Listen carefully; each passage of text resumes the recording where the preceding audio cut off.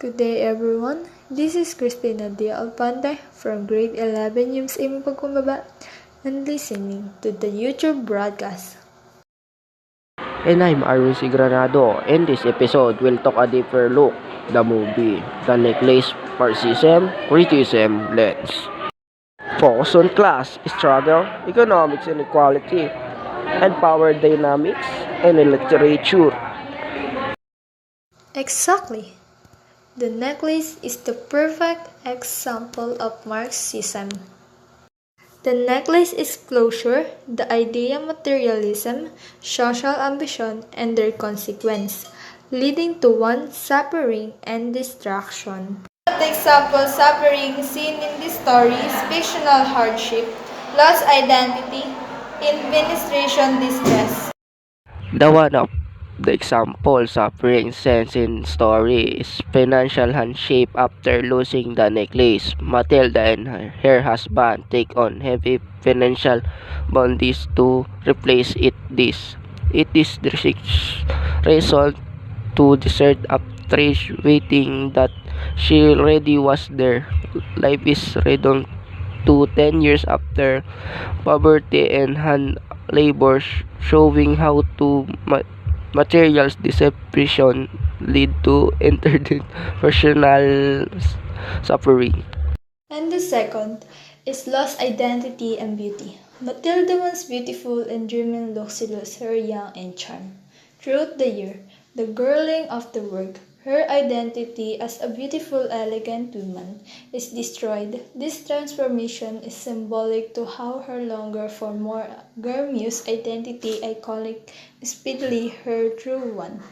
In the trend one, even because the necklace incident, Matilda expressed the emotional distress which life she will believe she was meant for something greater, which caused his suffering and resentment. This emotion suffering device her to borrow the necklace settings the entire tragedy in emotion.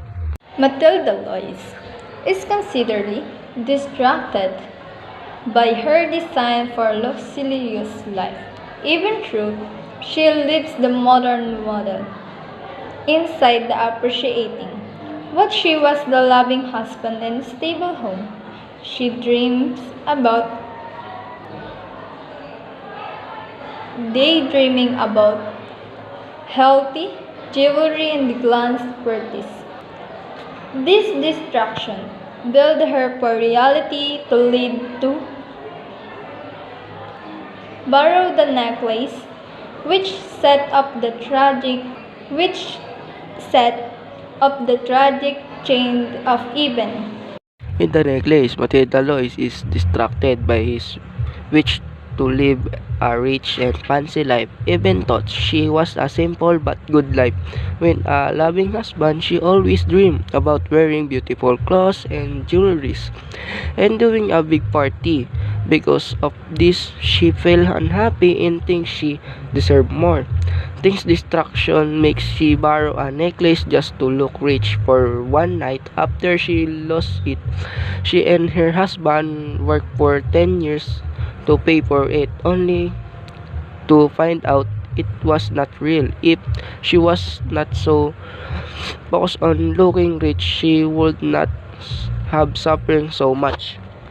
Let's discuss the moral lesson by the necklace. Consistency. This is the most important. Matilda was not happy with her lifestyle life. She dreamed of wealthy and luxurious, but her design for status led her to borrow the necklace and pretend to be rich. Honesty, which she lost the necklace, she did tell the truth. Honesty, she and her husband replaced it with a real expressive one, which caused their years of hard labor and poverty. Thank you for listening. Don't forget to check this website update the other story. I am Christina D. Alpante and my partner is Arwin Granado from grade 11 yung sa Ima Pagkumbaba.